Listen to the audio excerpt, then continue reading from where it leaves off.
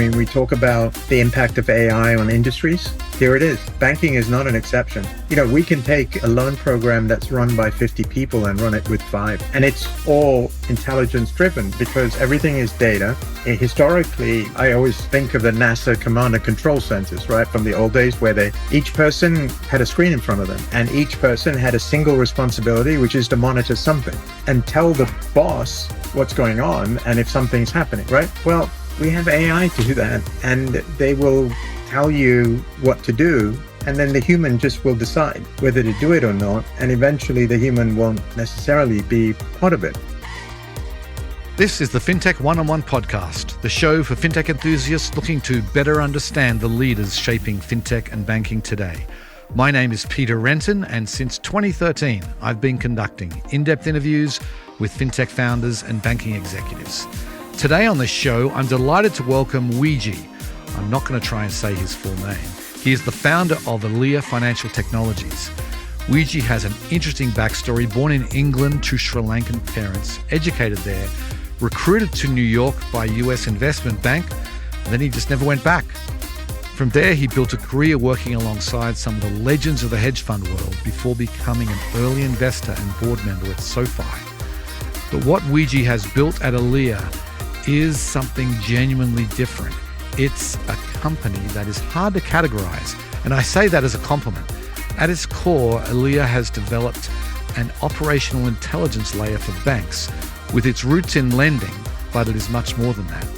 In our conversation, we dive into this Aliya OS and why they decided to go after the largest banks first, how they manage post-origination risk in real time, what Nubank's US launch means for regional and community banks, yes, we cover that too, and why Wije believes the biggest opportunity in banking today is what's happening in the middle between the customer-facing front end and the core system of record. Now, let's get on with the show. Welcome to the podcast, Wije. Thank you. I'm really delighted to be here.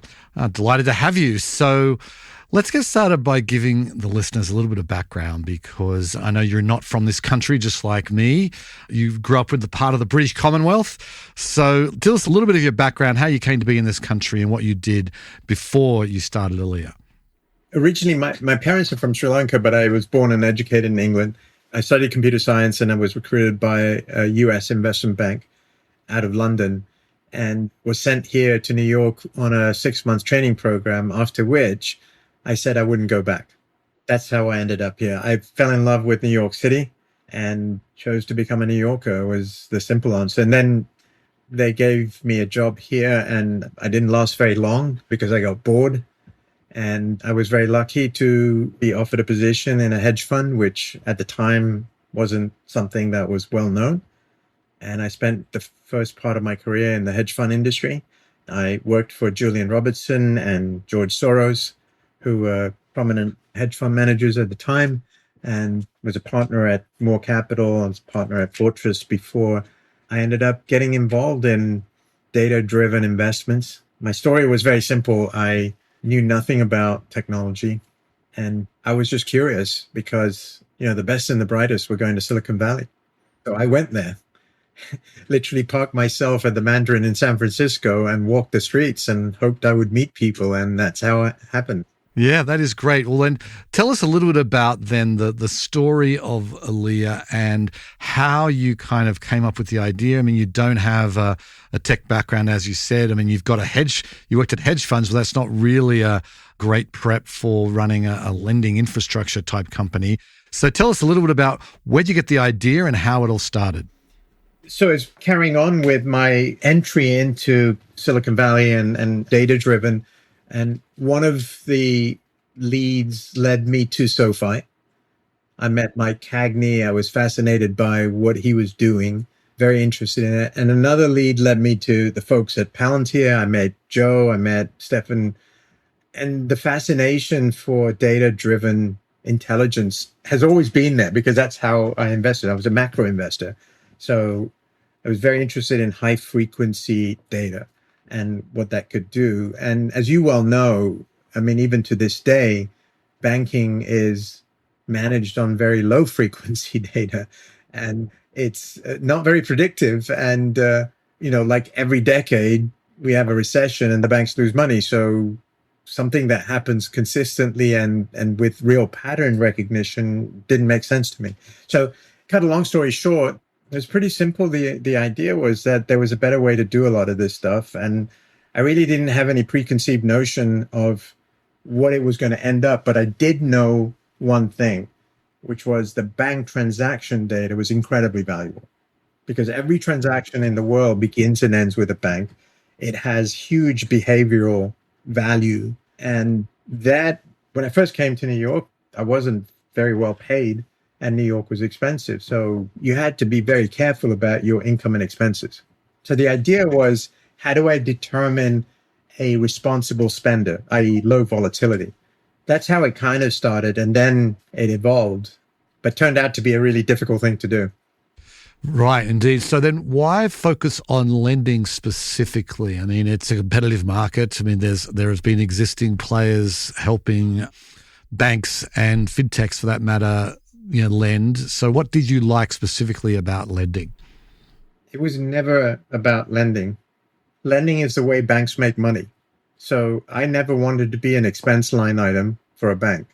I needed to create incremental value. I thought when you're an investor, you think in terms of ROA efficiency ratios, right? When you invest in a bank, the valuation of a bank is really highly correlated to those two variables. And when you think about it, banks were inefficient. The ROAs were terrible, and still are. And yet we continue to operate the same way. And to tell you the truth, SoFi was a really interesting experience. I thought that was going to be the transformation of banking.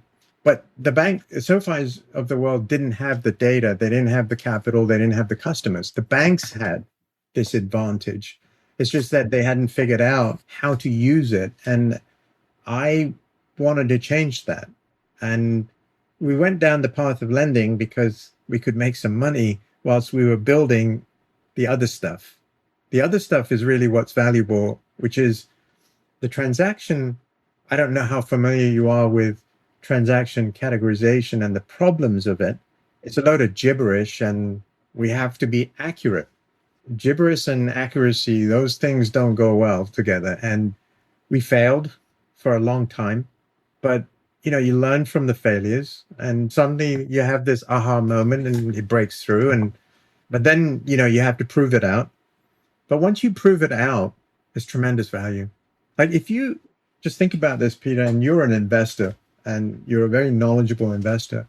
If you could take a bank that has a 1% ROA and a 1 times price to book, but has an efficiency ratio of 65, if you could take that bank's efficiency ratio to 35, what do you think is going to happen to that ROA and the price to book? The example being Nubank, right? So Nubank's efficiency ratio is 15%. Their price to book is 7. I'll take half of that. Right. Well, they are the hottest fintech company on the planet, so it's not exactly a typical fintech company. My point is that if you don't find a way to make that change, it's possible that they're going to eat your lunch. Right. Well, they have done in Brazil, who just like the Brazilian and Mexico. And Mexico, yeah. They like the Brazilian banks dismissed them, and now they are bigger than every other bank. And they were fighting an oligopoly. So it's even more impressive. But my point is, what we've built is the solution that will help banks compete. Lending is just a component of it. Well, let's talk about that. Like, maybe you could explain exactly what you have built so we can understand it. What we've built is, so the AI components are in the two models. One is risk configuration, risk segmentation. The other one is the transaction categorization. That is an LSTM neural network trained massive model. It's been trained on 1.5 trillion transactions from close to 1,500 banks. And as you know, you can't train on one bank. So that's taken a long time to develop, and the accuracy levels are the critical KPI, right? We have to be 99% accurate in determining the free cash flow of an individual. And we can do that for any bank account, and we can aggregate that. So that is integrated with additional IP that is focused on dynamically creating offers. And then all of that is wrapped in a workflow that basically can close an unsecured loan in under 5 minutes, fully baked. And then here's where we're different. The portfolio construction drives the marketing. And this is an important difference that comes from our hedge fund background. My partner and I both come from the hedge fund side. We focus a lot on risk rather than filling the funnel and looking at what we end up with. We want to be very targeted about how we use our marketing dollars to fill the portfolio that has very specific risk-adjusted return criteria. What that allows us to do is to be more proactive in post-origination risk management. Like, don't make a loan and just forget about it until it goes bad. We need to be well ahead of it. The benefit of that is you significantly reduce charge-off volatility, and of course, you reduce the charge-off curves. The typical cum losses 850 to 600 portfolio, take SoFi, cum losses are 6-7%. Ours are 2.5%. Very different. What do you attribute that to?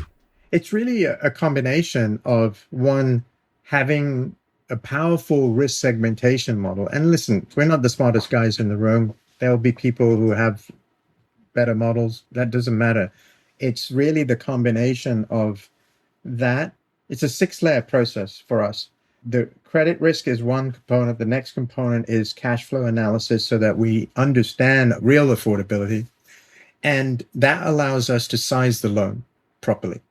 Very important. The third piece is creating a risk-adjusted offer. Basically, the probability of default determines the tenor. It determines the price. It's not some static matrix. It's dynamic, right? You got to have a great workflow experience because you want to drive positive selection bias. You don't want 26 screens and have to go into the branch to close a loan. That's adverse selection. We want to do it even better than anybody out there. Like, ours is 5 screens. The good news is that everything is happening in the background, from fraud, BSA, transactions, everything. Then you've got to be able to monitor the post-origination. Most people just make the loan and forget about it. That's not how you manage risk. And that has a significant impact because, as well as I do, bad things happen to good people. That doesn't mean you abandon them. You can offer them some degree of forbearance and give them time to get back on their feet, and they're going to love you. So you are taking that transaction data, the cash flow data. Is it being reviewed monthly? I mean, in real time? How do you decide when you want to take action on a consumer that may be having problems? So risk is always about the second derivative. It's understanding the inflection points. It's really looking at various attributes, and the second derivative is creating the heat map. So think of as we're really going to focus on the top 2 deciles. So you rank order everyone. Top 2 deciles is really what you focus on because that's where the highest problems are. And it's typically being able to identify what the problem is. And a lot of the time it's in the last 90 days, you basically see they lost their job, cash flows changed, and it's a matter of going to them proactively and not saying, hey, we saw that you lost your job. It's about, hey, if there's anything we can do, let us know. And this was a tactic that, SoFi deployed. I don't know if they still do, but when I was an early investor in SoFi and a board member, and we basically encouraged people, if they lost their job, to contact us and enter the career services program, and they would get 90 days forbearance. And it worked very well. Look, I think people are ashamed, so you got to make it do it in a certain way that it's anonymous and, you can just go in and do it. The other component that isn't really talked about, Peter, and is capital markets. We don't leverage the capital markets the way we're supposed to. The capital markets are the deepest source of liquidity, therefore the best pricing. And we've created a fully digital workflow so we can It's the old Mike Cagney figure thesis, which is create an immutable contract and use the blockchain to distribute. That's built into our workflow too. So it's a way of managing risk, optimizing earnings, so which we call the future state, but ultimately is just operating intelligence that sits between the front end channels of customer facing and the core. Are you using the provenance blockchain the way that you're using Figure's blockchain, or are you doing it a different way? We're not building anything. We will be using Figure's blockchain, but we haven't got executed on that yet. But okay, Mike knows that we're going to use them, nobody else. Understood. Okay. So I want to ask about who you're selling into, because I was reading that you did something that was a little counterintuitive for a fintech startup, and you decided to focus on the largest banks first, which is very difficult. And rather than going with a small community bank or a small fintech to prove to prove everything works, you went straight with the largest banks. Why and how did you do that? The why is we're nuts. Look, the thinking was, or has always been in our company, there are two things. One, nothing is impossible. We just haven't figured it out. The other one is you can't win doing what everybody else is doing. While it's a difficult path, we figured that if we could do it inside a big OCC regulated bank, we could do it anywhere. And they also had very large pools of customers. They had a forward-thinking CEO, and it was just an interesting opportunity that we kind of didn't expect, but we decided to just 100% focus on it. We didn't talk to anyone else. We just went all in. It wasn't a straight line. Obviously, we're trying to change a lot of things, and, the internal politics is tough to navigate. But it's always going to be the case when you're trying to do new things, Peter. I mean, if you have any illusions about entrepreneurs and it being easy, I think that's, people shouldn't think that way. It's very difficult. So what you're providing then to the banks is what you call the Aliya OS. Is that how you think about it? And maybe is it sort of a modular system where a bank can say, we want to have this piece and this piece, or is it sort of an all-in-one type system? It's a microservices system. So what does it provide? One, we connect all the data that exists inside of a bank. We know how to do that very quickly. We connect to external data. We clean it, enrich it, put it in the right taxonomy. Then we have all the intelligence modules on top of it. And that includes marketing. Marketing is something that many banks struggle with the exception of a few. And there's a lot of data that needs to be used in the marketing. Like, for example, the data clearly shows where they have their exposure, right? I can tell who has a SoFi loan, who has a Best Egg loan, everything, how much they're paying on it. So I'm able to calibrate a lot of things, right? I could say, I can consolidate all of this debt and reduce your monthly payments by $109. And it could be very personalized to them because everything is digital. And you've been on this before, which is personalization is really where we need to be, right? FICO fails us because it's considered to be one size fits all. And it's not. There are lots of good people who don't really pay a lot of attention to their credit reports, and we ignore them. The way I thought about all of this stuff is it's the old school village banker, right? They had this unique relationship. They knew the historical factors. They had their own algorithm in their head. They had clean real-time data, and they'd sit in the local pub and have conversations. And we kind of like that. And it also has to be a closed loop, right? The risk has to drive this business. The risk has to figure out how to fill the funnel. So if you've got prepayments, and listen, I don't come from this side of the business world, right? So I had to learn a lot about how these portfolios work. But as a risk manager, I'm constantly looking to see what's changing and why it's changing. And if I don't understand why it's changing, then I got to take remedial action. But I don't know why. So I get to ask this question, oh, how does your system perform in cycles? I mean, my most lucrative periods have been in massive recessions. 2008, was a layup. And I don't understand that question. I understand where they're coming from, but I also don't understand why we should be asking that question, given the data that we have. I mean, shoot, this is a 70% consumption-driven GDP. What do we have in transaction data? Consumption data, the most valuable, highest frequency data. We can't figure out what's happening. So integrating macro models into that post-origination risk management is... I'm trying to categorize you as you're talking and thinking, well, because I recently just had the CEO of Loan Pro on the show. I've had the CEO of Prism Data recently. I've had, over the years, I've had folks from Experian, FICO, all of the major players here. What differentiates you guys, and how should we think about you guys? We don't fit into a category that exists right now. I wish I had a competitor that we could compete against and do champion challenges, because that's how we get better. But I think the easiest way to describe us is to explain what we want to do, right? So I look at companies in very simple terms, right? There's the front end, consumers, the sales side. In the case of a bank, it's customers, both consumer and commercial. And the other end is the ledger, system of record, right?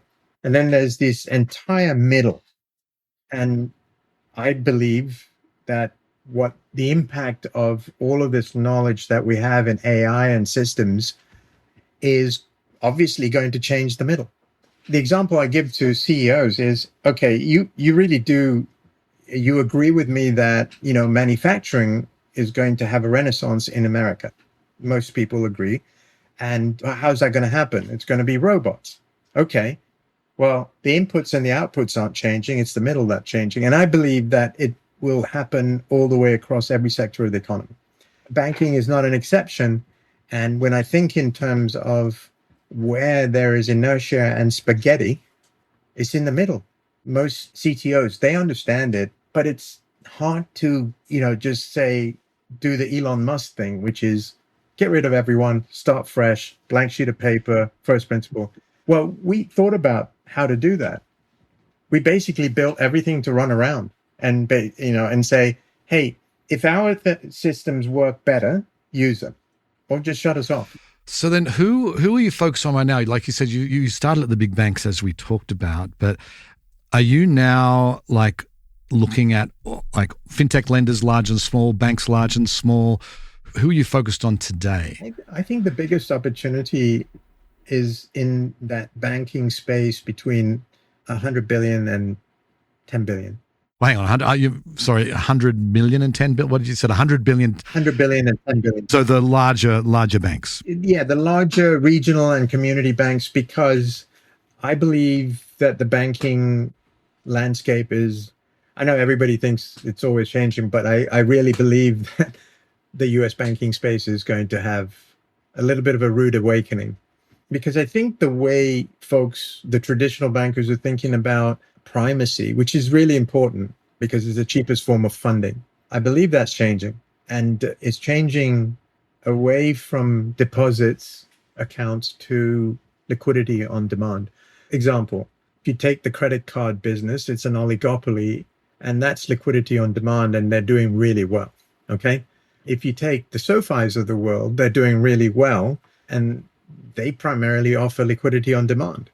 They have 12.4 million customers. They have 37 billion deposit customers as a result. Their lead product is not deposits. And the elephant in the room, Nubank.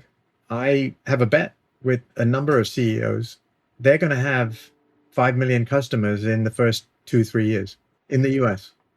I mean, that's 50% of the retail customer base of the 6th largest bank. Yeah, and I had Christine Junquiera on my show just a couple of months ago as they're launching here, and they are, to me, so interesting, starting off with a really targeted niche. And I think who's to say that they can't expand beyond that, because there are obviously their niche that they're targeting, the expat, Brazilian, Mexico, Colombian population, of which there are tens of millions. So you think they're going, that's where they're starting. I mean, I'm pretty clear. I think that's where they're starting. Do you think that's just the stepping stone? Well, I don't think they want to attract too much attention from the lobbyists and all of that. Man, those guys, I don't know if I can say this, but in my portfolio, they are my biggest banking position by a long way. What's really interesting for me is they came in with a model, they've refined it, and they've taken it to everywhere else, and they've been super successful. And this market, 50% of the retail base is underserved. And all the banks, this is what I was getting at, and the majority of the banks, almost all the banks, are thinking about the old way of thinking, which is deposit driven, right? They are going to lead with the card and follow with a very competitive, I'm sure, very competitive deposit product. It really is going to be a problem. Well, not just banks, it's like the Chimes of the world are going to be impacted as well. Everybody's going to be. SoFi is going to be impacted by this. And here's why. They can afford to pay a massive premium on the deposits because their efficiency ratio is 15. There's nothing I've explained this to some bankers in the regional and community bank space, and the reactions have been spectacular. Said we should pack up and go home. But there's this massive transition, I think, taking place. The forward-thinking banks like Nubank will, their partnerships with OpenAI and so on, they're just forward-thinking. This is not an advertisement for Nubank, but I'm just telling you that since you brought up Christina, I have a lot of respect for her, and David, they're brilliant people. Okay, well, we're running out of time. So last question. Tell us about what's next for Aliya. Where are you taking this? What's on tap for this year and beyond? The goal for this year is really simple. We want to get a handful of clients. We want to find the right partners where we can collaborate. Our software is not just we sell it and walk away. We collaborate. And the idea is really to build out this, I hate the term middleware. I prefer operational intelligence, but everybody talks about 360 views and all of that. Well, we have it, and we just got to connect the dots. And I'm excited about it because I think there's a realization that AI is going to play a part. And by the way, we have to start thinking about risk differently too, because AI will also impact that from a job perspective. And we don't, credit models don't use job security indices. We built those now. And I think that's going to be important. And the future state is, there's the white space is in the middle. People who are doing it currently aren't necessarily doing it the right way. And it's all data driven. I mean, we talk about the impact of AI on industries. Well, here it is. Banking is not an exception. We can take a loan program that's run by 50 people and run it with 5. And it's all intelligence driven because everything is data. Historically, I always think of the NASA command and control centers, right? From the old days where each person had a screen in front of them, and each person had a single responsibility, which is to monitor something, right? And tell the boss what's going on and if something's happening, right? Well, we have AI to do that, and they will tell you what to do, and then the human just will decide whether to do it or not, and eventually the human won't necessarily be part of it, but the regulations will change. I think even in the case of Nubank, I think they've managed to get certain exceptions because transaction data will play a huge role in segmenting risk, but the fair lending laws haven't evolved. So, but I think getting more liquidity to a broader consumer base is critical to the GDP growth of this country. But the problem is banks don't do it, right? You take the regional community banks, they're all CRE and CNI loan concentrations, and which from an investor perspective puts their retail and small business deposit base at risk. Right. Well, that's how fintech's really grown, right? That's grown up because banks had this open space. They left an open space. But anyway, we're out of time, Wije. It was really, really interesting learning more about you and your company. You got a fascinating operation there. So thanks for coming on the show and best of luck. I really appreciate your time, Peter. Thanks very much.